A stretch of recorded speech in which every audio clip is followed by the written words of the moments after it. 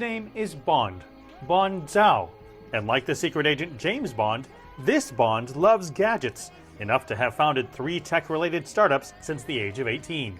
His latest product is Linner, which he says is one of the lightest, most affordable earbuds with USB charging and noise cancelling across a wide range of frequencies. Most of the US companies, they have a good technology, but they commercialize that like with a really, really high cost. With a reasonable labor in China, we can make stuff in a reasonable price. And that's, I think, why China can surpass in the US technology.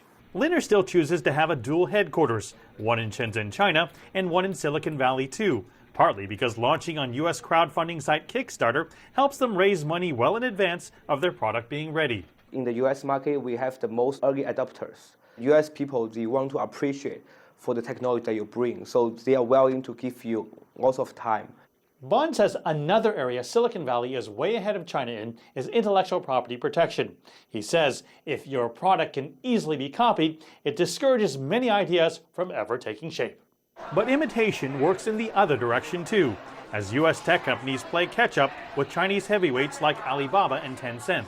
Overall, in terms of technology, certainly Silicon Valley is the leader. But in the space of mobile internet, and especially in mobile payment and finance, I think China is leading. Venture capitalist and Stanford physics professor Shoucheng Zhang helps bring Chinese investment to U.S. startups, which in turn helps those companies adopt a global focus that includes the China market.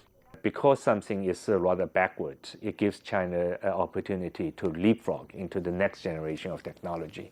So retail is it's controlled by few monopolies, not very innovative.